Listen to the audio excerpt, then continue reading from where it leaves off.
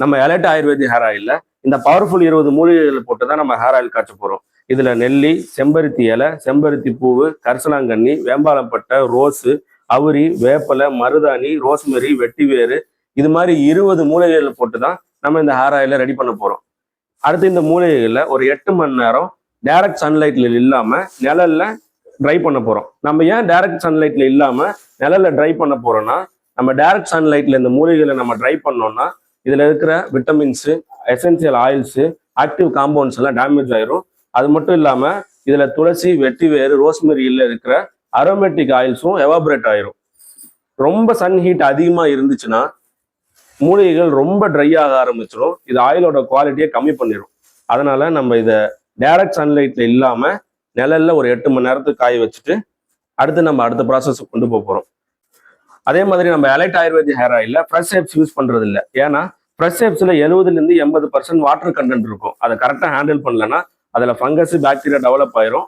அது சீக்கிரம் ஆயில ஸ்பாயில் ஆக்கிரும். அதுவே ட்ரை ஹெர்ப்ஸ் யூஸ் பண்ணும்போது ஹெர்ப்ஸ்ல இருக்க ஹெர்பல் காம்பவுண்ட்ஸ் ஆயிலுக்கு பெட்டரா டிரான்ஸ்ஃபர் ஆகும். ஆயிலும் ஸ்டேபிளா இருக்கும்.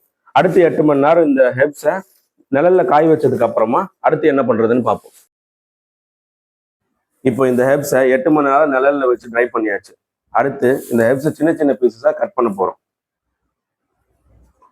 ஏன் இந்த ஹெர்ப்ஸ் சின்ன சின்ன பீசஸா கட் பண்ண போறோம்னா, ஹெர்ப்ஸ் பெருசா இருக்கும்போது அதோட ஆக்டிவ் காம்பவுண்ட்ஸ் ஈஸியா ரிலீஸ் ஆகாது. அது ஹெர்ப்ஸ் சின்ன சின்ன பீசஸா இருக்கும்போது அதோட ஆக்டிவ் காம்பவுண்ட்ஸ் ஈஸியா ரிலீஸ் ஆகும். நம்மளால முடிஞ்ச அளவுக்கு ஹெர்ப்ஸ்ல இருக்க நியூட்ரியன்ஸை ஆயில்ல எக்ஸ்ட்ராக்ட் பண்ணி இன்ஃபியூஸ் பண்ணும். அப்போதான் ஆயில் ரொம்ப குவாலிட்டியா இருக்கும். நம்ம ஆயில 2 ஸ்டேஜ்ல ப்ரிப்பேர் பண்ண போறோம். ஃபர்ஸ்ட் ஸ்டேஜ்ல நம்ம கட் பண்ணி வச்ச இந்த சின்ன சின்ன ஹெர்ப்ஸை வாட்டர்ல போட்டு ஹீட் பண்ணுவோம். இந்த ப்ராசஸ் 2 மணி நேரத்துல இருந்து 3.5 மணி நேரம் ஆகும். இதுல இருந்து கிடைக்கிற இந்த டிகாக்ஷனை நம்ம பேஸ் ஆயில்ல போட்டு மறுபடியும் ஹீட் பண்ணுவோம். இந்த ப்ராசஸ் 3 மணி நேரத்துல இருந்து 3.5 மணி நேரம் ஆகும். கடைசியா ஹெர்ப்ஸ்ல இருக்க ஃபுல் நியூட்ரிஷனும் ஆயில்ல இன்ஃபியூஸ் ஆகி நம்ம எலைட் ஆயுர்வேதிக் ஹேர் ஆயில் கிடைக்கும். உங்களுக்கு தோணலாம், எல்லாரும் இந்த ஹெர்ப்ஸ் ஆயில்ல போட்டு தானே காய்ச்சறாங்க அப்படின்னு. டெக்னிக்கலி எஸ், அப்படி பண்ணலாம். ஆனா ஹெர்ப்ஸ்ல இருக்க ஃபுல் நியூட்ரியன்ஸும் ஆயில்ல இன்ஃபியூஸ் ஆகாது. அதனாலதான் நம்ம இந்த டிகாக்ஷன் பிளஸ் இன்ஃபியூஷன் மெத்தடை ஃபாலோ பண்றோம். நிறைய பேர் என்ன நினைக்கிறாங்கன்னா, 5 ஹெர்ப்ஸ் இருந்தா நல்லது, 40 ஹெர்ப்ஸ் இருந்தா சூப்பர் பவர்ஃபுல்னு நினைக்கிறாங்க. பட் உண்மையை சொல்லணும்னா மோஸ்ட் ஹெர்ப்ஸ் மோஸ்ட் பவர்ஃபுல்னு அர்த்தம் இல்லை.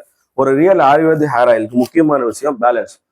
கொஞ்சம் ஸ்ட்ராங் ஹெர்பை ஓவர் டோஸ் பண்ணோம்னா ஸ்கால்ப் இரிட்டேஷன் வரும், ட்ரைனஸ் இன்க்ரீஸ் ஆகும், சம்டைம்ஸ் ஹேர் ஃபால் கூட ஆகலாம். இன்னைக்கு மார்க்கெட்ல ரேண்டமா ஹெர்ப்ஸை மிக்ஸ் பண்ணிட்டு 30 இன்கிரீடியன்ஸ் 40 இன்கிரீடியன்ஸ் இன்சைட்னு சொல்றாங்க.